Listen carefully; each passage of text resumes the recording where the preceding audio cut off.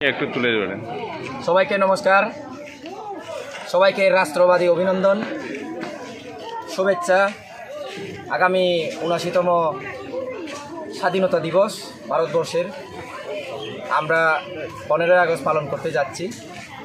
সেই উপলক্ষে সারা ভারত জুড়ে ভারতীয় জনতা পার্টির নির্দেশে এবং নেতৃত্বে আমরা সারা ভারতবর্ষের প্রত্যেকটা প্রদেশের কোনায় কোনায় এই তিরঙ্গা যাত্রার আয়োজন করছি।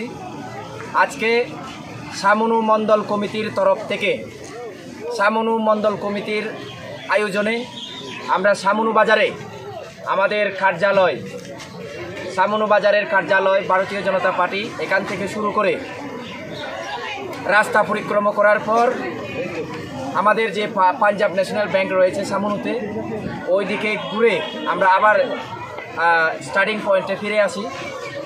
হাজার হাজার জনগণ আজকে স্বাধীনতা দিবস উপলক্ষে আয়োজিত এই তিরঙ্গা যাত্রাতে অংশগ্রহণ করেছেন এবং স্বতঃস্ফূর্তভাবে এই রৌদ্রের মধ্যেও জাতীয়তা মানে দেশের প্রতি যে প্রেম, রাষ্ট্রপ্রেম, জাতীয়তাবাদ, এই রাষ্ট্রপ্রেমকে সামনে রেখে মা বোন থেকে শুরু করে প্রত্যেকটা অংশের জনগণ, প্রত্যেকটা অংশের ভারতবর্ষের নাগরিক আজকে কিন্তু এই রৌদ্রের মধ্যে হলেও রাষ্ট্রকে সম্মান করতে, এই রাষ্ট্রকে স্বাধীনতা অর্জন করে দেওয়ার জন্য যারা নিজের সর্বোচ্চ বলিদান দিয়েছিলেন, নিজের প্রাণ বিসর্জন দিয়েছিলেন, সেই সকল শহীদদের সম্মান জানানোর উদ্দেশ্যে আজকে এখানে পুরো সামনু এলাকার মা বোন থেকে শুরু করে প্রত্যেকটা অংশের মানুষ এখানে অংশ নিয়েছেন।